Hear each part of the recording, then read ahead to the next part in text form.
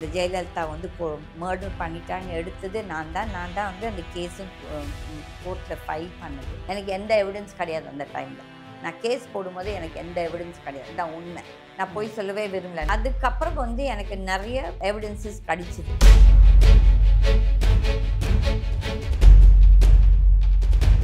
அங்கே இருந்து அவங்க வீட்டில் இருந்தவங்க, தட் இஸ் டிரைவரோ இல்லாட்டி வெவ்வேறு பீப்புள், அவங்களோட வேலை செய்தவங்க, அவங்க எல்லாமே என்னை காண்டாக்ட் பண்ணாங்க. ப்ளஸ் நான் ஒரே ஒரு மெயின் எவிடன்ஸ் மட்டும் நான் சொல்ல விரும்பல, ஏன்னா அவங்க உயிருக்கு ஆபத்து.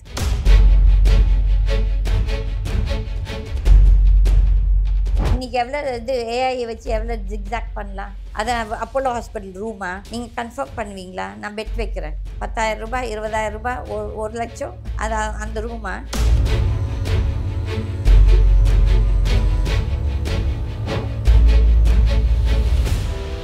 ஆறுமுகசாமி, ஜஸ்டிஸ் ஆறுமுகசாமி.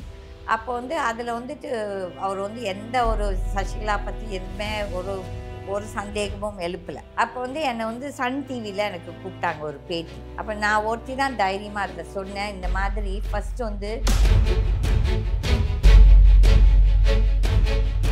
அப்போ வந்து அதில் அவர் என்ன சொல்கிறாரு, மறுபடியும் அந்த டாக்டர் சிவகுமார், இனிமேல் சசிகலா இவங்க எல்லாத்தையும் திருப்பி ஆய்வு பண்ணணும்னு சொல்லிட்டு சொல்கிறாரு. அப்போ அதை பற்றி என்ன எடுத்தது இந்த ஸ்டேட் கவர்மெண்ட்? ஒரு ஆக்ஷனும் எடுக்கலை. நீங்கள் அந்த சாவை வந்து நீங்கள் உங்களோட ஓட் பேங்க்குக்காக நீங்கள் மிஸ்யூஸ் பண்ணீங்க. It's misuse. இப்போ வந்து நீங்கள் சொல்கிற மாதிரி அவங்க நியாயம் நீதி அவங்களுக்கு வாங்கி கொடுத்துருந்தாலும் இட்ஸ் நாட் மிஸ்யூஸ். பட் இப்போ வந்து நீங்கள் பதவியில் உட்காந்துட்டீங்க, உங்களுக்கு அதை பற்றி கவலை இல்லை. நீங்கள் என்ன நினச்சிக்கிங்க, இன்னும் வந்து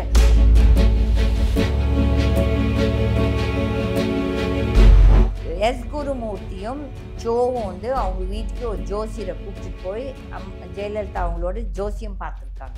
ஓகே, ஜோசியம் பார்த்துட்டு அதுக்கப்புறம் எல்லாரும் நினச்சிக்கிறாங்க ஏதோ வந்துட்டு ஜோ வந்து ரொம்ப க்ளோஸ் ஃபார் ஜெயலலிதா, அவங்களோட வெல் விஷன் சொல்லிட்டு அவர் யூஸ் பண்ண வார்த்தைகள் இன்னும் ரொம்ப கொச்சையான கெட்ட வார்த்தைகள் யூஸ் பண்ண. அப்போ நான் வெளியே வந்தேன்னா நான் சொன்னேன் என் ஃப்ரெண்டுக்கிட்ட, எவ்வளோ பேருக்கு தெரியும் ஜெயலலிதா வந்து மோடிக்கு வந்து 2014 எலெக்ஷனில் ஃபண்டிங் பண்ணாங்கன்னு சொல்லி எவ்வளோ பேர் தெரியும்? அரசியல்வாதிகளுக்கு தெரியும், மக்களுக்கு தெரியுமா? தெரியாது.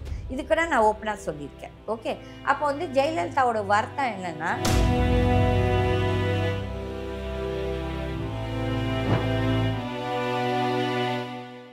ரிஃப்ளெக்ட் நேயர்களுக்கு வணக்கம். இன்றைய நேர்காணல் பகுதியில் நம்மோடு மறைந்த முன்னாள் முதல்வர் ஜெயலலிதா அம்மையார் அவர்களுடைய தோழியான கீதா அவர்களை வரவேற்று நிகழ்ச்சிக்குள் செல்வோம். வணக்கம். வணக்கம். ஜெயலலிதா அம்மையார் மறைந்து ஏறத்தாழ 8 ஆண்டுகள் வந்துருச்சு. திமுக ஆட்சிக்கு வருவதற்கு முன்பே என்ன சொல்லியிருந்தாங்கன்னா, தேர்தல் வாக்குறுதியாக மறைந்த முதல்வர் ஜெயலலிதா அம்மையாருடைய இறப்பில் அந்த மர்மங்கள் இருக்கு, நாங்கள் ஆட்சிக்கு வந்த அப்புறம் அந்த மர்ம குற்றவாளிக்கு அந்த தண்டனையை பெற்றுத் தருவோம் அப்படின்ற மாதிரி சொன்னாங்க. அந்த சந்தேகத்தை நாங்கள் சரி செய்வோம் அப்படின்னு சொன்னாங்க. நீங்கள் ஜெயலலிதா அம்மையார் அவர்களோட ஒரு நெருக்கமானவர்களாக இருந்திருக்கீங்க. அவங்க மறைந்தும் புதிய ஆட்சி மாற்றம் நடந்தும் 4 ஆண்டுகள் ஏறத்தாழ முடிய போகிற நிலையில் இருக்குது.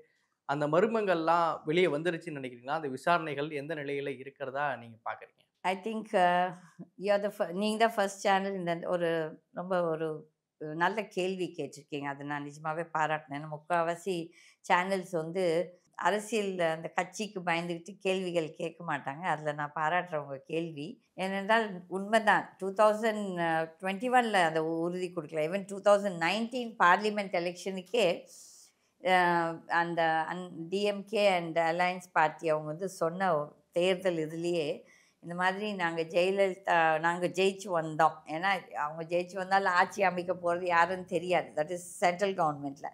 அப்போவே அவங்க சொன்னாங்க, இந்த மாதிரி நாங்கள் வந்துட்டு ஜெயலலிதா அம்மையார் வந்து ஃபஸ்ட்டு அதை தான் எடுப்போம், அந்த மர்மங்களை எடுத்து வெளிப்படுத்துவோம்னு சொல்லிட்டு.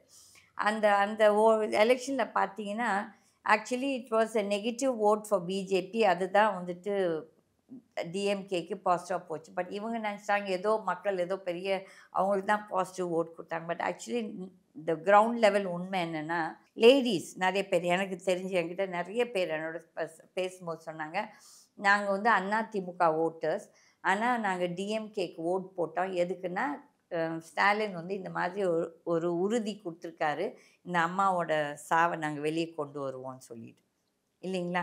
அப்போ அந்த ஜெயிச்ச அப்புறம் ப்ளஸ் த சேம் திங் அவங்க வந்து 2021 அசம்பிளி எலெக்ஷனுக்கு அதே வாக்குறுதி கொடுத்தாங்க. நான் கூட நிறைய பேட்டியில் பேசினேன். தட் இஸ் இவங்க வந்து வந்தாங்கன்னா அட்லீஸ்ட் இவங்க அந்த இது உண்மை வெளியே கொண்டு வருவாங்களாம். ஏன்னா அதிமுக ஆட்சியில இருந்தும் கூட அவங்க வந்துட்டு அவங்களோட தலைவியை பத்தி அவங்க வந்து வெளியே கொண்டு வரல. இந்த ம். உண்மைகள். ஏன்னா அவங்க தான் ஆக்சுவலி கொண்டு வந்திருக்கணும். பட் அவங்க செய்யல. பட் இவங்க வந்து ரொம்ப இதா வாக்குறுதி குடுத்துட்டு இட் வாஸ் ஒன்லி ஒரு ஓட்டுக்காக குடுத்த ஒரு வாக்குறுதி. உண்மையிலே ஐ டோன்ட் திங்க் ஸோ அவங்க வந்துட்டு அத பத்தி எதனா ஒரு இது எடுத்தாங்களா, ஒரு எஃபர்ட் எடுத்தாங்கன்னா கண்டிப்பா கிடையாது. ஏன்னா அதிமுக ஆட்சியிலே இந்த ஆறுமுகசாமி ஜஸ்டிஸ் ஆறுமுகசாமியோட கமிஷன் போட்டாச்சு. பட் எனக்கு வந்த தகவல்ல வந்து என்னதான் இருந்தாலும் இவங்க வந்துட்டு அ சசிகலா வந்துட்டு நான் தான் ஃபர்ஸ்ட்டு கேஸ் குடுத்தா அவங்க. அந்த சந்தே அந்த சாவுல மர்மம் இருக்குது. அந்த ஜெயலலிதா வந்து மர்டர் பண்ணிட்டாங்க. எடுத்தது நான் தான் வந்து அந்த கேஸும் கோர்ட்ல ஃபைல் பண்ணது. அப்போ வந்துட்டு இஃப் யூ நிஜமாவே நீங்க பேக்ரவுண்ட் ஆஃப் சசிகலா பார்த்தீங்கன்னா, அவங்களுக்கு டிஎம்கே பேக்ரவுண்ட் இருக்குது. அவங்க சசிகலா அம்மையாருக்கு. சசிகலாவுக்கு. Okay. I won't call her அம்மையார் பிகாஸ் என்ன பொறுத்தவரையிலும் நான் வந்து குற்றவாளிகள், அதுவும் நாட்டை கொள்ளையடித்த குற்றவாளி கேன் பி வெரைட்டீஸ். நான் வந்து நாட்ட கொள்ளையடிச்சவங்கள யாரா இருக்கட்டும், அது எந்த அரசியல்வாதியா இருக்கட்டும், நான் வந்து அவங்களுக்கு மரியாதை குடுக்க மாட்டேன். சாரி தட் என்னோட உறுதி அது. என்னோட பிரின்சிபிள். அப்போ வந்துட்டு சசிகலாவோட ஹஸ்பண்ட் டிஎம்கே. சசிகலாவுக்கும் நடராஜனுக்கும் கல்யாணம் பண்ணி வச்சதே கலைஞர் தான். அப்போ வந்துட்டு இவங்களுக்கு எல்லாத்துக்கும் இதெல்லாம் கூட்டு களவாணிங்க மாதிரி. இவங்களுக்கு எல்லாத்துக்குமே டெஃபினட்டா இப்போ நம்மளே பார்க்குறோம் அரசியல்ல வந்துட்டு எல்லாருமே வெளியே மக்கள் தான் கொந்தளிச்சுட்டு போயிட்டுருப்போம் ஒரு இஷ்யூ பத்தி. ஆனா இந்த அரசியல் தலைவர்கள் வெவ்வேறு கட்சியில இருக்கும்போது ரூம்ல இருக்கும்போது எல்லாம் குலுக்கிட்டு கையை குலுக்கிட்டு கட்டிட்டு தான் இருப்பாங்க. இது நானும் பார்த்துருக்கேன். ஏன்னா நானும் அரசியல்ல இருந்தது தான். நான் இதெல்லாம் ஒன்றும் பெரிய புதுசு இல்லை. ஆனால் நான் ஓப்பனாக பேசுகிறேன். அப்போ வந்துட்டு இவங்க வந்து விட்டு கொடுப்பாங்களா, விட்டு கொடுக்க மாட்டாங்க. Okay. That is DMK because அவங்களும் டிஎம்கே தான். நீங்கள் சசிகலா அவங்க வீட்டில் அவங்க பிரதர்ஸ், தட் இஸ் இளவரசி அவங்க பிரதர்ஸு, அவங்க சொந்தக்காரன்லாம் பார்த்தீங்கன்னா அவங்கெல்லாம் தீவிர திமுக ஆதரவாளர்கள் அண்ட் மெம்பர்ஸ். ஓகே. அப்படி இருக்கச்ச பாலிட்டிக்ஸில் வந்து எவ்வளோ உலகத்தில் இன்டர்நேஷ்னலாகவே ஒரு பிளான்ட் ஸ்பைஸ் இந்த மாதிரி ஒருத்தர் நீங்கள் பாப்புலராக இருந்தானா உங்கள் வீட்டில் என்னை வந்து ஒரு ஸ்பையாக பிளான். இதுதான் ஆக்சுவல் கதை. பட் அது எப்படியோ Jayalalithaa has miss the bus. அவங்களோட அவ்வளோ இன்டெலிஜென்ஸுக்கும் அவ்வளோ தைரியத்துக்கும் எங்கே அந்த அம்மா அதை கோட்டை விட்டாங்களோ அது தலையெழுத்து என் கர்மா. நான் அப்படி தான் நினைக்கிறது. அதெல்லாம் டெஃபினட்டாக வந்து எதுவுமே எடுக்க மாட்டாங்க. அதே மாதிரி இந்த கோடநாடு அதுங்கூட ஸ்டாலின் ஒரு வாக்குறுதி கொடுத்தார். நான் வந்து வந்த உடனே இந்த இதில் கோடநாடில் நடந்த கொலைகளுக்கும் நான் வந்து எடுப்போம் ஃபைல். முதல்ல அதுதான் ஃபைல் இருப்பேன். அங்கேயும் வந்துட்டு நான் இது முதலே நிறைய ஊடகங்களுக்கு சொல்லியிருக்கேன். இவங்களுக்கு பணம் மாறி போயாச்சு. ஓகே. அதுக்காக யாருமே இந்த ஆக்ஷன் எடுப்போம். இதெல்லாம் வந்துட்டு எப்படியுமா மக்களை வந்து முட்டாளாக்குறாங்க. மக்களுக்கு வந்து ஏன்னா இன்னும் கூட எனக்கு தெரியும் நிறைய லேடிஸு ஈவன் மென் கடா வந்துட்டு ஜெயலலிதாவோட என்ன சொல்கிறது அனுதாபிகள், ஃபேன்ஸு, ஐயோ அந்த அம்மா இன்னைக்கு ஆட்சியில் இருந்தால் இப்படி இருந்திருக்குமேன்னு ஃபீல் பண்ணவங்க இப்போவே ஈவன் ஜேர்னலிஸ்ட் யாரெல்லாம் அவங்கள நக்கல் பண்ணாங்களோ அவங்களுமே இப்போ வந்து ஜெயலலிதாவை பாராட்டி பேசிகிட்டு இருக்காங்க. நம்மளே பார்க்குறோம். அந்த ஒரு 2 வருஷம் எப்போல்லாம் இந்த ஃப்ளட்டு இது வேறு சில இதுக்கெல்லாம் இந்த ரவுடி எலிமெண்ட்ஸ்க்கு எல்லாத்துக்குமே வந்துட்டு அந்த அம்மா வந்து ஒரு ரொம்ப தைரியமாகவே டிசிஷன்ஸ் எடுத்திருக்காங்க. அதெல்லாம் நடக்கும்போது அந்த மாதிரி நிகழ்வுகள் நடக்கும்போது இந்த ஜேர்னலிஸ்ட்கடா யாரெல்லாம் அவங்கள கொச்சைப்படுத்தினார்களோ அவங்களும் கூட இப்போ அவங்கள வந்து பாராட்டி தான் பேசுகிறாங்க. ஆகையால் டிஎம்கே வந்துட்டு அதை ஒரு ரொம்ப ஸ்மார்ட்டாக அந்த ஸ்ட்ராட்டஜியை எடுத்து அதை சொல்லி ஜெயிச்சு வந்துட்டாங்க. அவங்க ஒன்றும் பாசிட்டிவ் ஓட்டில் ஜெயிச்சு வரல. இல்லை, குறிப்பாக நீங்கள் சொல்கிற மாதிரி ஆறுமுகசாமியினுடைய அந்த கமிஷன் இந்த அறிக்கையில் வந்து பல அதிர்ச்சிகரமான பல விஷயங்களை சொல்லியிருந்தாங்க. உங்கள் சிகிச்சை விசாரணை என்ன பண்ணுச்சு அப்படின்னு சொல்லிட்டு பல சந்தேகங்கள் எழுப்பியிருந்தாங்கல்ல. இந்த ஆணையத்தில் வரக்கூடிய விஷயங்களை நீங்கள் எப்படி பார்க்குறீங்க? ஆணையத்தில் வந்துட்டு உங்களுக்கு ஞாபகம் இருக்குமா, I stand corrected about the number of எவ்வளோ மாதங்கள்னு சொல்லிட்டு அந்த ஒரு ஃபஸ்ட்டு ஒரு இன்ட்ரம் ரிப்போர்ட் மாதிரி கொடுத்தார் ஆறுமுகசாமி, ஜஸ்டிஸ் ஆறுமுகசாமி. அப்போ வந்து அதில் வந்துட்டு அவர் வந்து எந்த ஒரு சசிகலா பற்றி எதுவுமே ஒரு சந்தேகமும் எழுப்பலை. அப்போ வந்து என்னை வந்து சன் டிவியில் எனக்கு கூப்பிட்டாங்க ஒரு பேட்டி. அப்போ நான் ஒருத்தி தான் தைரியமாக அதில் சொன்னேன். இந்த மாதிரி ஃபஸ்ட்டு வந்து ஜாதியில் இருக்கவங்களுக்கே ஃபர்ஸ்ட் வந்து இந்த மாதிரி ஒரு இது கொடுக்கக்கூடாது. ஏன்னா எப்படினாலும் அந்த ஒரு இது இருக்கும். நம்ம ஜாதின்னு சொல்லிட்டு இந்த ஆட்டிடியூட் இருக்குது. நம்மளே பார்க்குறோம் நிறைய இடத்துல. அப்போ அதே ஒரு பெரிய தவறானது. அதுக்கப்புறம் சொல்லிட்டு நான் ஒரு சில ஸ்டேட்மெண்ட்ஸ் கொடுத்தேன். பட் நான் எதிர்பார்க்கல ஆறுமுகசாமி அவர் வந்துட்டு இந்த மாதிரி ஒரு கடைசியில் தீர்ப்பு கொடுக்கும்போது டோட்டலாகவே மாறி இருந்துச்சு. அந்த ஃபர்ஸ்ட் இன்ட்ரம் கொடுத்ததுக்கும் கடைசியில் மறுபடியும் வந்துட்டு ஐ think it was in I stand corrected I think October 2022 வந்து அந்த இது வந்துச்சு அந்த ரிசல்ட்ஸ் வந்தப்போ நான் எதெல்லாம் நான் குற்றம் சொல்லிட்டு இருந்தோம் அதெல்லாமே அவருமே சந்தேகம் இவங்களெல்லாம் திருப்பி என்கொயரி பண்ணணும்னு சொல்லிட்டு அவர் போட்டிருந்தாரு. அப்போ நான் கூட ஒரு கமெண்ட் அடித்தேன். ஒரு 5 கோடி செலவு ப்ளஸ் 5 வருஷம் போன அப்புறம் திருப்பி தே கம்மிங் டு 0.0 தட் இஸ் அவங்கள மறுபடியும் வந்து என்கொயரி பண்ணணும். It's very stupid. என்னென்னா இதெல்லாம் மக்கள் பணம். ஓகே, ஒரு சிஎம்கே இந்த மாதிரி அவகதியாக இருந்தால் தட் இஸ் பாமர மக்கள், நீங்களும் நானெல்லாம் பாமர மக்கள். அப்போ பாமர மக்களுக்கு இந்த மாதிரி எதாவது ஒரு பொண்ணும் இல்லை. இப்போ அண்ணா பல்கலைக்கழகத்தில் அந்த பொண்ணுக்கு ஒரு பாலியல் இது நடக்கும்போது அவங்கெல்லாம் பாவம் வந்து பாமர மக்கள். இப்போ நம்மெல்லாம் பாமர மக்கள். அப்போ நம்மளுக்கு என்ன நீதி கிடைக்குது? அப்போ இந்த நீதி வந்து வழங்குறதவங்களோ இல்லை இந்த நீதிமன்றங்கள் வந்து ஒரு சிஎம்கே இப்படி இருந்துச்சுன்னா கதி, அப்போ நம்மெல்லாம் எந்த அளவுக்கு? அப்போ வந்து அதில் அவர் என்ன சொல்கிறாரு, மறுபடியும் அந்த டாக்டர் சிவகுமார் இனிமேல் சசிகலா இவங்க எல்லாத்தையும் திருப்பி ஆய்வு பண்ணணும்னு சொல்லிட்டு சொல்கிறாரு. அப்போ அதை பற்றி என்ன எடுத்தது இந்த ஸ்டேட் கவர்மெண்ட்? ஒரு ஆக்ஷனும் எடுக்கலை. அப்போ நான் ரீசெண்டாக கூட ஒரு இதில் சொன்னேன், நிறைய பேர் என்னை கொச்சப்படுத்திட்டு இருந்தாங்க. பிகாஸ் நான் சொல்லுவேன் ஜெயலலிதாவோட ஆத்மா என்னோட வந்து பேசுகிறாங்கன்னா அது வந்து நான் பப்ளிசிட்டிக்காகவோ எதுக்காகவும் பேசலை. ஏன்னா அது வந்து எனக்கு தெரியும், அந்த ஆத்மாவுக்கு தெரியும், என் கூட இருக்கவங்களுக்கு தெரியும் நான் பேசுறது உண்மையா பொய்யான்னு சொல்லி. அதை பற்றி எனக்கு கவலையும் கிடையாது. அவங்க எனக்கு என்னை நக்கல் பண்ணாலும் எனக்கு அதை பற்றி கவலை கிடையாது. ஆனால் அப்போ நான் சொன்னேன், அந்த அம்மா பேர் வச்சுட்டு நீங்கள் ஜெயிச்சு வந்துட்டு ஏமாற்றிருக்கீங்க. டெஃபினட்டாக 2026 திமுக ஜெயிக்காதுன்னு ஓப்பனாகவே நான் பேசியிருக்கிறேன். மற்றவங்களாம் மற்ற ஏதோ கோவத்தில் இதில் ஏதோ பேசுகிறாங்க தவிர்த்து நான் வந்து ஓப்பனாகவே சொல்லியிருக்கிறேன். அந்த ஆத்மாவுக்கு நம்ம துரோகம் பண்ணும்போது இது உண்மையா பொய்யோ இதெல்லாம் வந்துட்டு காலம்தான் பதில் சொல்லும். அப்போ வந்துட்டு அந்த கண்டிப்பாக 2026 எதை சொல்லி நீங்கள் ஆட்சிக்கு வந்திருக்கிறீங்களோ அதான் மெயினாக சொல்லி வந்திருக்கீங்க. ஓகே, அப்போ அந்த இது கண்டிப்பாக உங்களுக்கு கிடைக்காது. இப்போ குறிப்பாக என்னென்னா மருத்துவமனையில் ஜெயலலிதா அம்மையார் அவர்கள் அனுமதிக்கப்பட்டதுக்கு அப்புறம் அதுக்கு பின்னே அதுக்கப்புறம் தான் வந்து அந்த பற்றி எல்லா விஷயங்களும் ரகசியமாக்கப்பட்டிருக்குது அப்படிங்கிறது ஆறுமுகசாமி அவர்களுடைய அறிக்கையிலையும் வருது. இப்போ நீங்கள் எந்த புள்ளியில் வந்து இந்த சந்தேகத்தை நீங்கள் எழுப்புறீங்க சசிகலா அவங்க மேலே? ஏன்னா பொதுவாக சாதாரண மக்கள் மத்தியில் ஒரு பார்வை இருக்குது அப்படின்னாலும் நீங்கள் ஜெயலலிதா அம்மையாரோடு தோழியாகவே இருந்திருக்கிறீங்க. அப்படி இருக்கும் உங்களுக்கு எந்த இடத்துல அவங்க மேலே சந்தேகங்கள் வருது? யூ ஸ்டாண்ட் கரெக்டட் அம்மா. நான் வந்துட்டு அவங்க தோழி கிடையாது. எனக்கு இந்த தமிழ் மீனிங் அதோட மீனிங்கும் தெரியாது.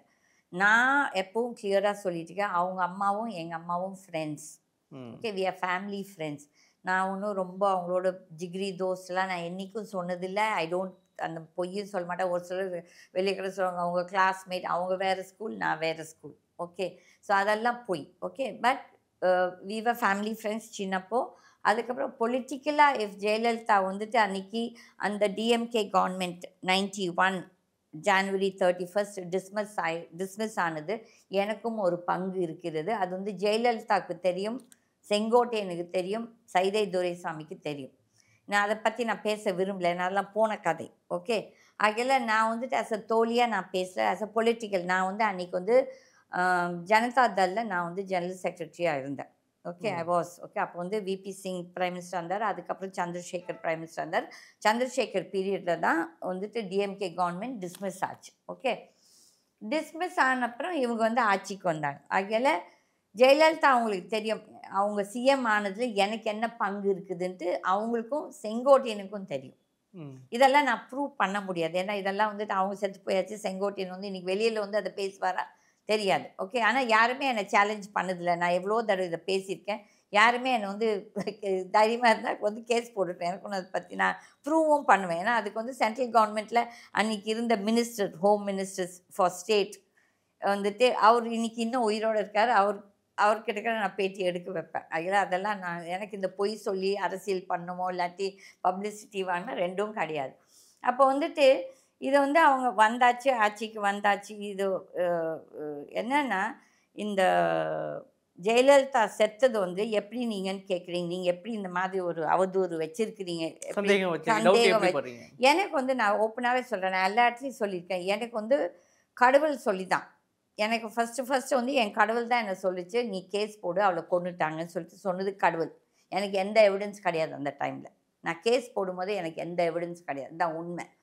நான் பொய் ம். சொல்லவே விரும்பல. நான் முதல்லேருந்து இதே தான் சொல்லிட்டு இருக்கேன். பட் நெறைய பேர் அத கட் பண்ணிடுறாங்க, எடிட் பண்றாங்க. வேண்டாம். எனக்கு அதுக்கப்புறம் வந்து எனக்கு நெறைய எவிடன்ஸஸ் கிடைச்சது.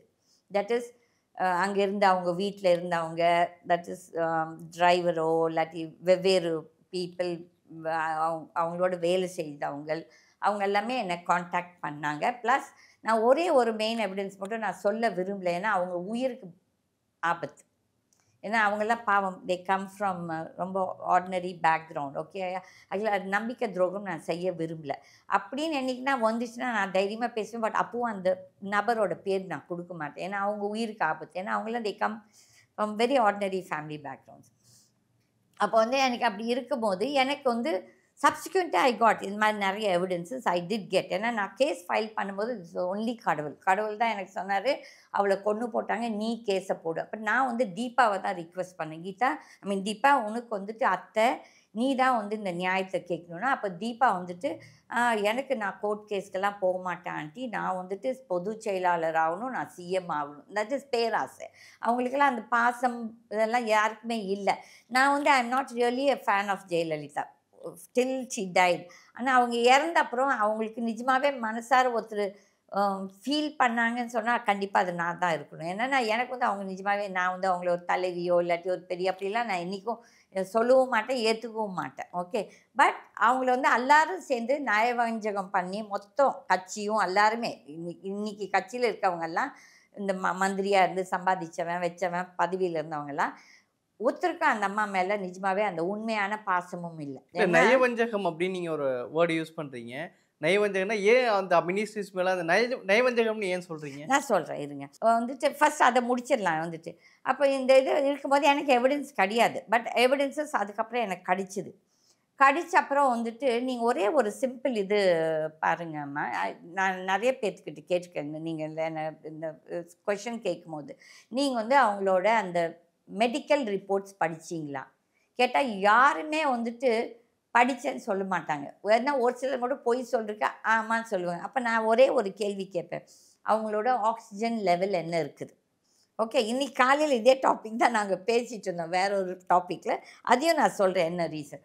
அப்போ ஆக்ஸிஜன் லெவல்னா நம்ம எல்லாத்துக்கும் ஆக்ஸிஜன் லெவல்ன்னு சொல்லிட்டு பொது வாழ்க்கையில இப்போ நீங்க ஒரு 5 இயர்ஸ்க்கு முன்னால உங்களுக்கு ஒரு 20ஓ, 22 வயசு இருக்குதுன்னு நெனச்சுக்கோங்க. அப்ப அந்த வயசு அப்ப நம்ம யாருமே இப்பவும் கூட வந்து ஆக்ஸிஜன் லெவல் பத்தி நம்ம யாரும் டே டு டே பேசல. எப்ப பேச ஆரம்பிச்சோம்? கோவிடுக்கு அப்புறம். கோவிடுக்கு அப்புறம் தான் ஒரு பாமர மக்களுக்கும் ஆக்ஸிஜன் லெவல்னா என்னன்ட்டு. அது ஏதோ ஆக்ஸிஜன் லெவல்ன்ட்டு ஒண்ணு இருக்குது. அதால உயிர் போலான்னு சொல்லிட்டு ஒரு அந்த ஒரு இது தெரியும்.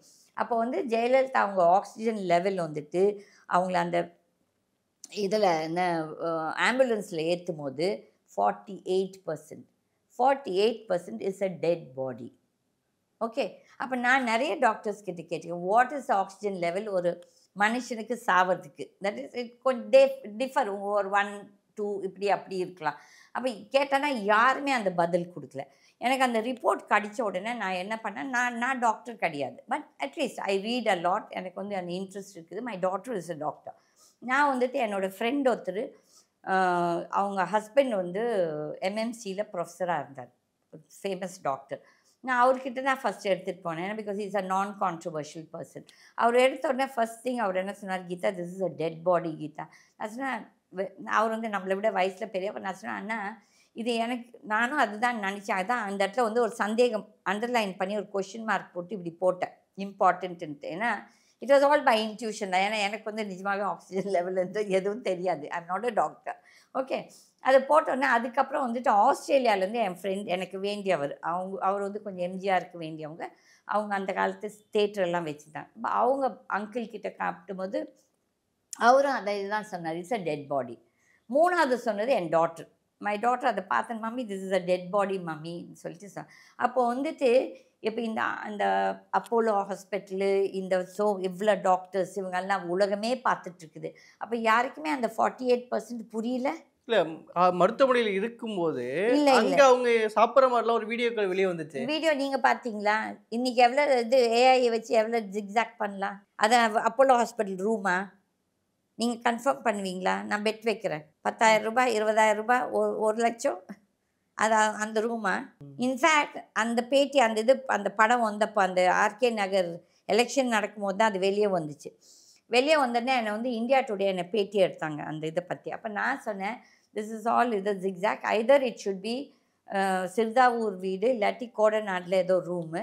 It is not Apollo hospital. ஏன்னா அப்போலோ ஹாஸ்பிட்டலில் செடி கிடிக்கெல்லாம் இடமே கிடையாது, உங்களுக்கும் தெரியும் இல்லையா?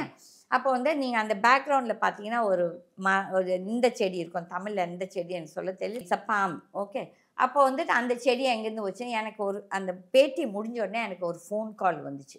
ஃபோன் கால் வந்துட்டு அந்த என்னோடய ஆஃபீஸ் ரூமில் அன்றைக்கி நிறைய there was a meeting. So கூட்டமாக இருந்ததால் எனக்கு யாருன்னு தெரியல. பட் வந்து ஒருத்தர் சொல்கிறாங்க, நீங்கள் ரொம்ப பேசுனீங்களா உங்களை கொன்னுடுவோன்னு சொல்லிட்டு.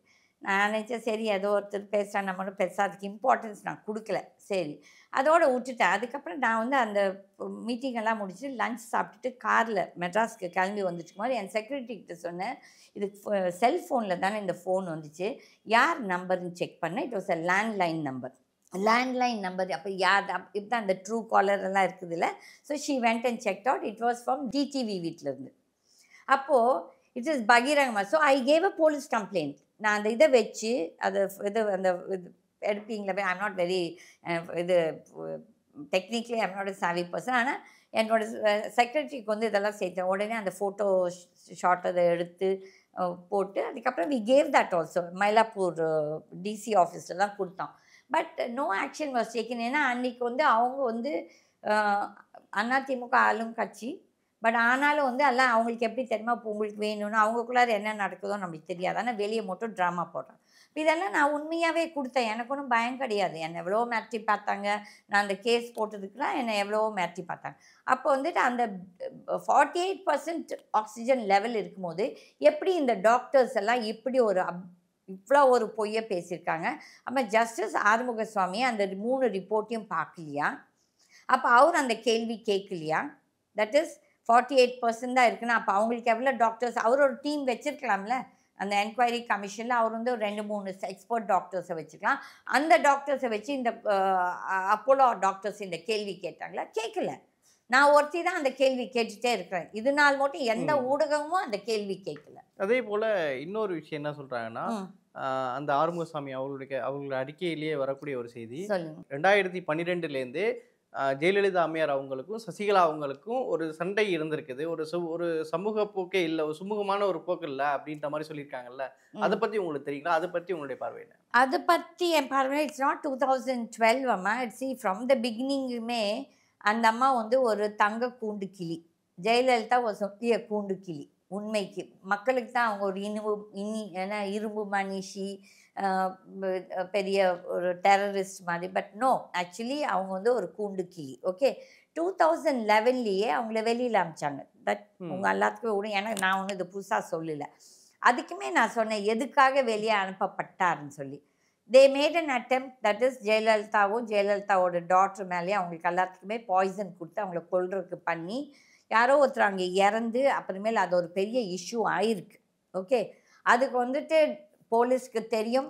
ஏன்னா இன்றைக்கி எவ்வளோ இது போலீஸ் மறைக்கிறாங்க. இப்போ நீங்களும் நானும் வந்துட்டு இப்போ வந்து உங்களை வந்து அரெஸ்ட் பண்ணும்போது 1000 கதை எழுதுவாங்க.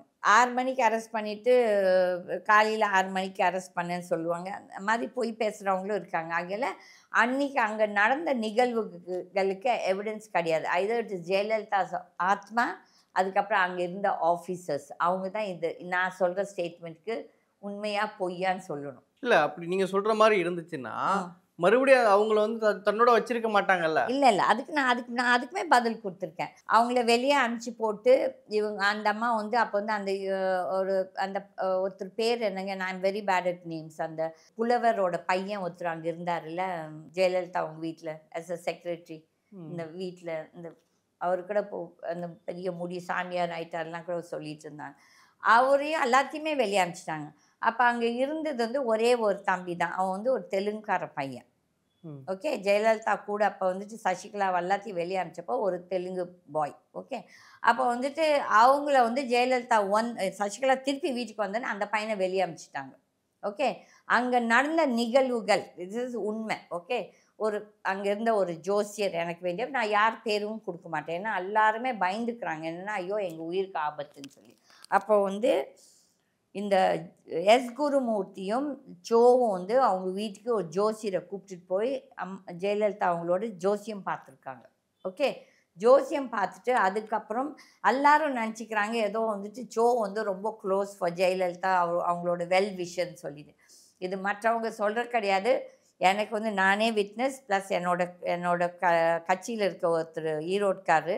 நாங்கள் போய் கிட்ட ஒரு சொல்கிறோம் இந்த மாதிரி ஜெயலலிதா அவங்கள ஏமாத்துறாங்க சார் நீங்கள் போய் சொல்லுங்கன்னா அவர் யூஸ் பண்ண வார்த்தைகள் இன்னும் ரொம்ப கொச்சையான கெட்ட வார்த்தைகள் யூஸ் பண்ண. அப்போ நான் வெளியே வந்தேன்னா நான் சொன்னேன் என் ஃப்ரெண்டுக்கிட்ட என்னங்க அவர் வந்து என்னமோ பெரிய ஜெயலலிதாவுக்கு வெல்விஷர் மாதிரி வெளியே எல்லாரும் நினச்சிருக்காங்க. பட் அவர் பேசுகிற பேச்சு என்ன இப்படி இருக்குது சொல்லி இப்படியே நான் பேசுகிறேன் வெளியே வந்துட்டு. ஓகே. இது வந்து 2009 பார்லிமெண்ட் எலெக்ஷனுக்கு அப்புறம். ஓகே. அப்போ வந்துட்டு காங்கிரஸ் தான் ஜெயிச்சு வந்துச்சு. அப்போ இவங்க இந்த அம்மா எதிர்பார்த்தாங்க இவங்க வந்து ஒரு 27-28 சீட்ஸ் ஜெயிப்பாங்கன்ட்டு. பட் தட் சிச்சுவேஷன் கிரவுண்ட் சிச்சுவேஷனில் எந்த வேட்பாளருக்கும் இவங்க வந்து பணம் போய் சேரல. அப்போ அவங்க அதிமுக வேட்பாளர்கள் ரொம்ப கஷ்டப்பட்டாங்க. அதை தான் நாங்கள் வந்துட்டு கிட்ட சொல்ல போனோம். இந்த மாதிரி இதுதான் உண்மையான நிலை. நீங்கள் அவங்களோட க்ளோஸாக இருக்கிறதால நீங்கள் அவங்களுக்கு சொல்லுங்கன்னு சொல்லி. அப்போ அவர் ஒரு use a very unparliamentary word use பண்ணிவிட்டு அடுத்த நாள் ஒரு ஸ்டேஜில் பேசும்போது ஜெயலலிதாவை அப்படியே புகழ்ந்து பேசுகிறாங்க. இப்போ இவங்கெல்லாம் பச்சோந்திங்க. ஒன்று மட்டும் நான் பார்த்துட்டேன். இந்த அரசியலில் பதவிக்காக என்னென்னா நம்ம முன்னால் ஒன்று பேசுவாங்க, நம்ம பின்னால் ஒன்று பேசுவாங்க. இதெல்லாம் வந்துட்டு அவங்கவுங்க மனசாட்சி தான். இப்போ ஜோவும் இல்லை, செத்து போயாச்சு. ஆனால் என் கூட இருந்த ஃப்ரெண்டு இருக்கிறாரு உயிரோட. ஓகே. நான் ஒவ்வொரு தடவை அவர்கிட்ட சொல்கிறேன் என்ன உங்கள் ஃப்ரெண்டு அவருக்கும் ஃப்ரெண்டு தான். எனக்கு வந்து எங்கள் அப்பாவுக்கு ஃப்ரெண்டு பிஸ்னஸ் ரீதியாக எனக்கு அவரை தெரியும். அப்போ அவர் என்ன பண்ணியிருக்கிறாரு அவரோட பையனும் சசிகலாவும் இந்த என்ன சொல்கிறது ஃபாரின் கரன்சி பிஸ்னஸ் பண்ணுறாங்க. தான் வற்புறுத்தி அவங்களுக்கு திருப்பி கொண்டு வந்திருக்காரு. இது வந்து நான் ஒரு பேட்டியில் சொல்லியிருக்கேன். இவருக்கும் மோடிக்கும் தெரியும். தெரியாமல் ஒன்றும் கிடையாது. எல்லாருமே என்னென்னா ஜெயலலிதா தான் சொல்கிறேன். என்ன வார்த்தை நான் யூஸ் பண்ண சொல்கிறேன் I'm not very good at Tamil. ஏதோ நீங்கள் கேட்டீங்கன்னு நயவஞ்சகம். எல்லாருமே அவங்கள நயவஞ்சகம் பண்ணது தான். இதுதான் உண்மை. ஆனால் அவங்க வந்து பலிக்கடா. அது வந்து ஆத்மா என்கிட்ட இப்போ சொல்லுது இந்த மாதிரி கீதா நான் யாரெல்லாம் நம்பினனோ அவங்க எல்லாரும் என்னை ஏமாத்துறாங்கன்னு சொல்லி நிறைய தடவை சொல்லியிருக்காங்க. இது யாரும் நம்ப மாட்டாங்க. அதை பற்றி I'm not bothered. Least bit bothered. நான் யாரையும் கன்வின்ஸ் பண்ணுறதுக்கு நான் பேசல. ஆனால் நடந்த உண்மைகள். அப்போ வந்து அவங்களும் அதே வார்த்தை தானே அப்போ யூஸ் பண்ணியிருக்காங்க. அவங்க என்ன சொன்னாங்க ஓபிஎஸ் என்னை ஏமாற்றிட்டான் கீதா. நான் நிறைய தடவை ஓபிஎஸ்க்கு சொல்லியிருக்கேன் என் உயிருக்கு ஆபத்து இருக்குது. இது என்னைக்குன்னா ஓபிஎஸ் ஒத்துக்குதா இல்லை ஓபிஎஸ் சொல்லுதா? ஆனால் தர்மயுத்தம் அவர் தானே தொடங்கினாரு. தர்மயுத்தம் சொன்ன வார்த்தை நானம்மா, அவர் கிடையாது. 2016 December 22 நினைக்கிறேன் நாங்கள் அந்த கேஸ் ஃபைல் பண்ணிவிட்டு என்னை பேட்டி எடுத்துச்சு. பேட்டி எடுத்தப்போ நான் தான் அந்த வேர்டு இது ஒரு தர்ம யுத்தம், இது வந்து இந்த நியாயம் இந்த உண்மைகள் இப்போ வராது, இது வந்துட்டு நம்ம மகாபாரதம் மாதிரி போயிட்டே இருக்கும். என்னைக்கோ ஒரு நாள் ஒரு நல்ல ஆட்சியாளர் வந்தால் அன்றைக்கு ஜெயலலிதாவுக்கு ஒரு அந்த சாவுக்கு ஒரு நீதி இல்லாட்டி அந்த அம்மாவுக்கு ஒரு நீதி கிடைக்கும். ஏன்னா அவங்க செத்து போயாச்சு. ஆனால் அந்த சாவுக்கு ஒரு நீதி கிடைக்கும். இல்லை இப்போ நீங்கள் இன்னொரு விஷயம் என்னென்னா இப்போ டிஎம்கே கவர்மெண்ட்டு ஆட்சி மாற்றத்துக்கு வராங்க. அவங்க வந்து இந்த விஷயத்த வாக்குறுதியாக தராங்க. இப்போ ஒருவேளை இந்த விஷயம் இருக்குது அப்படின்னா இதை வெளிக்கொண்டு வர்றது மூலயமா அதிமுகவுக்கு ஒரு இமேஜை அதிமுக இவங்க தான் இந்த விஷயங்களை பண்ணியிருக்காங்க அப்படின்னு சொல்லி காட்டி இது மூலயமா ஒரு நற்பெயரை அதிமுக தொண்டர்களுடைய இன்னைக்கும் ஜெயலலிதா அம்மையார் மீது ஒரு நல்ல மதிப்பு வச்சிருக்கோங்களோ ஒரு கூடுதலான அடுத்த தேர்தலை பயன்படுத்திக்க முடியும். ஆமாங்க. அப்படி இருக்கும்போது திமுகவுக்கு என்ன தடை இருக்க போது நீங்க சொல்ற மாதிரி இருந்துச்சுன்னா தெரியலைங்க. ஏன்னா நானும் பார்த்துட்டேன். பிகாஸ் நீங்க நம்புறீங்களோ இல்லையா என்னையே நிறைய பேர் நான் வேணா கிட்ட வீடியோ அப்புறமேல் நான் உங்களுக்கு காட்டுறேன். எனக்கு வந்து ஒரு திமுக இப்போதான் ஒரு 5 நாளுக்கு முன்னால் ஒருத்தர் திமுக தீவிர ரசிகராமா அவர் எனக்கு சொல்றாரு நான் வந்து ஒரு திமுக மெம்பரா இருந்தாலும், ஆனா உங்கள தான் நான் வந்து என்னோட தலைவியா ஏத்துப்பேன். ஏன்னா வந்து ஜெயலலிதா கூட இரும்பு மனுஷி கிடையாது. நான் உங்கள தான் இரும்பு மனுஷியா ஏத்துக்கிறேன். ஏன்னா நீங்க தைரியமா எதனாலும் பட் பட்டுன்னு பேசுறீங்கன்னு சொல்லிட்டு எனக்கு ஒரு வாய்ஸ் இது மெசேஜ் அனுப்பிச்சிருக்காரு. எனக்கு அவர் யாருன்னு கூட தெரியாது. ஆனா எனக்கு இது அனுப்பிச்சிருக்காரு. அப்ப நான் சிரிச்சுக்கிட்டேன் சரின்னு சொல்லிட்டு. அப்போ வந்துட்டு இதே தான். இப்போ வந்துட்டு நெறைய பேர் எனக்கே திமுககாரங்க, மேடம் உங்களால 2021ல இவங்களுக்கு ஒவ்வொரு ஏரியால ஒரு 4000 ஓட்டு, 3000 ஓட்டு வந்திருக்கு. உங்க பேட்டிகளால். தட் இஸ் நான் குடுத்த பேட்டியா. ஆனா அத வந்து அவங்க என்னைக்கும் அக்செப்ட் பண்ணல. இப்போ பிஜேபிலேருந்து யாரோ ஒருத்தர், ஆர்எஸ்எஸ்லேருந்து யாரோ ஒருத்தர் அவங்களுக்காக சப்போர்ட் பண்ணி பேசுறவங்க, அதுக்கப்புறம் 2, 3 பேத்தெல்லாம் கூப்ட்டு ஆனா எனக்கு ஒரு நாளும் தேங்க்யூ சொல்லல. எனக்கு அத பத்தி கிடையாது. நீங்க தேங்க்யூ சொல்லாட்டியோ, இல்ல தேங்க்யூ சொல்றதால நான் ஒண்ணும் பெரிய கோட்டையும் கட்ட போறதில்ல. எனக்கு எந்த கோட்டையும் போறதில்ல. ஓகே. ஆனா அந்த அ நீங்க ஒரு செத்துப்போன ஒரு ஆத்மாவ வந்துட்டு நீங்க கொச்சைப்படுத்துறீங்க பாருங்க. நீங்க அந்த சாவ வந்து நீங்க உங்களோட வோட் பேங்க்குக்காக நீங்க மிஸ்யூஸ் பண்றீங்க. It's misuse. வந்து நீங்க சொல்ற மாரி அவங்க நியாயம், நீதி அவங்களுக்கு வாங்கி குடுத்திருந்தாங்கன்னா, இட்ஸ் நாட் மிஸ்யூஸ். பட் இப்போ வந்து நீங்க பதவியில உட்கார்ந்துட்டீங்க. உங்களுக்கு அத பத்தி கவலை இல்ல. நீங்க என்ன நெனச்சிருக்கீங்க, இன்னும் வந்து 2026ல எங்களுக்கு யாருமே எதிர்ப்புக்கு இல்ல. ஆகையால் நாங்க தான் இருப்போம்னு. ஏன்னா 2024 பார்லிமென்ட் எலெக்ஷன்ல அவங்க ஜெயிச்சது வந்து அவங்களுக்கு தலகனம் ஏறிக்கிச்சு. ஆனா தே ஷுட் ரியலைஸ் 2024 வந்து is again not a positive vote. வேற எதிர்க்கட்சி உருப்படியா இல்லாதவால தான் அவங்க வந்து ஜெயிச்சு வந்திருக்காங்க. இந்த இபிஎஸ் இந்த அதிமுகல இருக்க பாதி பேருக்கு அந்த அறிவு, இந்த பொலிட்டிக்கல் என்ன சொல்றது, இட் இஸ் நீங்க வந்து ஒரு ஜட்ஜ் பண்ணணும். மக்களோட அவங்களோட உணர்வுகள் என்னன்னு. அத வந்து இந்த அதிமுகல ஒருத்தருக்கும் செய்ய தெரியல. தே ஆர் ரியலி பைத்தியக்காரங்க. பட் அதுக்குன்னு சொல்லிட்டு இப்போ வந்து மறுபடியும் ஸ்டாலின் வந்து இத அனௌன்ஸ் பண்றதால அவர் 20, 26 ஜெயிச்சு வருவார்ன்னா, நான் வந்து ஓப்பனாவே இங்க உங்களோட சேலஞ்ச் பண்றேன். 20, 26 அவங்க ஜெயிக்க மாட்டாங்க. இவங்க செய்யறத ஆட்சி. இப்போ ஃபுல்லா ஊழல். நாட் தட் அதிமுக பெரிய யோகிய சிகாமணிகள்னு நான் சொல்ல மாட்டேன். அங்கேயும் ஊழல் இருந்துச்சு. இங்கேயும் ஊழல் நடக்குது. இப்ப அங்க ரூ. 10 வாங்குனா, இன்னைக்கு ரூ. 12 வாங்குறாங்க. அவ்வளவுதான் வித்தியாசம். ஓகே, ஓப்பனா. இப்ப நீங்களும் நானும் போய் அப்பாயின்ட்மென்ட் கேட்டா ஸ்டாலின் கிட்ட கிடைக்குமா? இல்லாட்டி உதயநிதி கிட்ட கிடைக்குமா? இல்லாட்டி எந்த மந்திரி கிட்ட கிடைக்குமா? ஆனா இன்னைக்கு அந்த அண்ணா யூனிவர்சிட்டியில அந்த பொண்ண கொச்சைப்படுத்தினவன, மானபங்கம் பண்ணவன வந்து ஸ்டாலின் உதயநிதி பக்கத்துல நின்னுட்டு இருக்கான். மாசுவ கூப்பிட்டு சாப்பாடு போட்டுட்டு இருக்கான். இதே மாசு நான் வந்து I think it was 2022. I stand corrected of the year. Last year was 24ல 23 ஜூலை 1 நான் வந்து அந்த ஆள்கிட்ட ஊழலை பத்தி கம்ப்ளைண்ட் கொடுக்க போனேன். பிகாஸ் எல்லாரும் சொன்னாங்க மாசு ரொம்ப நேர்மையானவர். நினைச்சேன் சரி, எவனா ஒரு நேர்மையானவன்கிட்ட அட்லீஸ்ட் நம்ம போய் சொல்லலான்னா, அந்த ஆளுக்கு வந்து எனக்கு அவருக்கு இங்கிலீஷ் தெரியுமா தெரியாது எனக்கு தெரியாது. ஆனால் பிஏபிஎல் ஏதோ படிச்சிருக்காரு. ஸோ ஐ எக்ஸ்பெக்டட் அவருக்கு இங்கிலீஷ் தெரியுமோ ஏதோ. நான் வந்து கரப்ஷன் வார்த்தை தான் யூஸ் பண்ணது. அதுக்குள்ளே பவுன்ட்டு நீ தான் கரப்ஷன். ஃபர்ஸ்ட் நான் எப்படி கரப்ஷன், யூ ஆர் கரப்ட்னு சொல்லலாம், நீங்கள் கரப்ட்னு சொல்லலாம், நீங்கள் ஊழல்வாதின்னு சொல்லலாம். ஆனால் நீங்கள் தான் ஊழல்னு சொல்ல முடியாது. வார்த்தைகள். அப்போ இந்த யூ ஆர் நீ தான் கரப்ஷன், நீ தான் இது ப்ளாப்ளான்னு கத்த ஆரம்பித்தார். நான் ஒரே ஒரு வார்த்தை என் கூட இருந்தவங்ககிட்ட என்ன சொன்னேன், இவனோட எல்லாம் என்னடா பேசுறதுக்கு இருக்குன்னு சொல்லி அப்படியே கிளம்பி. அதே ஒரு அசிங்கம். ஒரு லேடி, நானும் எனக்கும் ஒரு பேக்ரவுண்ட் இருக்குது. எங்கள் தாத்தாவும் இந்த நாட்டுக்காக வந்துட்டு என்ன சுதந்திர போராட்டத்தில் சுதந்திரத்துக்காக போராடி இருக்காரு. இந்த கான்ஸ்டியூஷனில் எங்கள் தாத்தாவோட கையெழுத்து இருக்குது. ஸ்டாலினோட அப்பா கையெழுத்து அங்கே இருக்குதோ எனக்கு தெரியாது. இல்லாட்டி மோடியோட அப்பா கையெழுத்து அங்கே இருக்குதோ தெரியாது. ஆனால் எங்கள் தாத்தாவோட கையெழுத்து கான்ஸ்டியூஷனில் இன்றைக்கும் இருக்குது. என்றைக்கும் அந்த நம்ம இந்தியா இருக்கிறது மட்டும், அந்த கான்ஸ்டியூஷன் இருக்குது மட்டும் நான் பெருமையாக சொல்லிக்கலாம். எங்கள் தாத்தா, தட் இஸ் எங்கள் அம்மாவோட அப்பாவோட கையெழுத்து அங்கே இருக்குது, நான் பெருமையாக சொல்லிக்கலாம். அப்போ எனக்கும் ஒரு பேக்ரவுண்ட் இருக்குது. நான் ஒன்று அப்போ நம்மளுக்கெல்லாம் அப்பாயின்மெண்ட் கொடுக்குறாங்களா? ஏன் கொடுக்க மாட்டாங்க? ஏன்னா நம்ம மூஞ்சிக்கு பேசுவோம், நம்ம மூஞ்சிக்கு தப்பு நடக்குது சொல்லுவோம், நம்ம போய் ஜால்ரா அடிக்க மாட்டோம். அப்போது ஞானசேகரன் மாதிரி ஒருத்தரை வச்சுட்டு இருக்கிறாங்க பக்கத்தில். ஆனால் எங்கள் மாதிரி ஒருத்தரை வந்துட்டு I was also general secretary of the Janata Dal. அன்றைக்கி விபி சிங் வரும்போது நாங்கள்லாம் தான் இருந்தோம். அப்போ அந்த மரியாதை கலைஞருக்கு இருக்குது. நான் வந்து அதில் வந்து அவர் தப்பு சொல்ல மாட்டேன். யார் அப்பாயின்மெண்ட் கேட்டாலும் கொடுப்பாங்க. ஆனால் இவங்கெல்லாம் என்ன அரசியல் பண்ணுறாங்களோ ஏதோ ஒன்றும் தெரியல. அப்போ இன்னொரு விஷயம் மேடம், கொடநாடு விஷயம், ஜெயலலிதா அம்மையார் இறப்பு அப்படின்னா இன்னொரு பக்கம் இன்றைக்கு அவ்வப்போது செய்திகள் அடிபடுற ஒரு விஷயம் கொடநாடு கொலை. அந்த வழக்கு, அந்த கொடநாடு கொலைக்கு அந்த வழக்கு பின்னாடி என்ன மேடம், நீங்கள் எப்படி சந்தேகிக்கிறீங்க அந்த விஷயத்த? இல்லை, நான் சந்தேகிக்கிறே இல்லை. நான் தான் ஃபஸ்ட்டு லெட்டர் எழுதுனது இந்த போலீஸ் ஃபோர்ஸ்க்கு. நானும் எங்கள் வக்கீல் தான் அவங்களுக்கு இன்ஃபார்ம் பண்ணோம். பிகாஸ் நாங்கள் தான் சசிகலா மேலே கேஸ் போட்டோம் இதில் பெங்களூரில் அந்த ஜெயிலில் நம்ம ஊர் சுற்றிட்டு இருந்துச்சுல்ல, அப்போ அந்த ஐபிஎஸ் ஆஃபீஸர் அவங்க கம்ப்ளைண்ட் கொடுத்து அதை அப்படியே இதில் போட்டு வச்சுட்டாங்க. ஏன்னா இவங்க தான் பணம் கொடுத்து கொடுத்து எல்லா இடத்துலையும் இது பண்ணுறாங்களே. அப்போ அந்த கேஸை நாங்கள் தான் எடுத்து இந்த சசிகலா அண்டு அந்த இளவரசி 2 பேர்த்துக்கும் சார்ஜ் ஷீட் போட்டோம். இன்றைக்கி அதுதான் பேசிகிட்டு இருந்தோம். ஓகே, இன்றைக்கும் அந்த கேஸ் இருக்குது. அப்போ நாங்கள் தான் அந்த கேஸ்லேயும் சொன்னோம், சசிகலா ப்ரிசனில் இருக்கும்போது அவங்களோட கால் ரெக்கார்ட்ஸ் எடுங்க, யார் யாரோட சசிகலா பேசிச்சுன்னு சொல்லி. அந்த இன்ஃபர்மேஷன் நாங்கள் வந்து இந்த போலீஸ்க்கும் கொடுத்தோம். ஏன்னா அன்றைக்கி வந்துட்டு சசிகலா இபிஎஸ் வந்து சசிகலா கண்ட்ரோலில் தான் இருக்குது. ஏப்ரல் 2017. ஓகே, அப்போது I think the murder took place in March end ஏப்ரலுங்களா, ஏப்ரல் ஃபர்ஸ்ட் வீக் ஏதோ நடந்துச்சு இல்லையா அந்த கொடநாடு. அப்போ வந்து ஹி வாஸ் இபிஎஸ் வந்து சசிகலாவோட ஜால்ராவாக தான் இருந்தார். அப்போ அந்த ரெக்கார்ட்ஸ் எடுத்தாலே உங்களுக்கு உண்மை தெரியும் யார் யார் அந்த கொலையில் இருக்காங்கன்னு சொல்லிட்டு.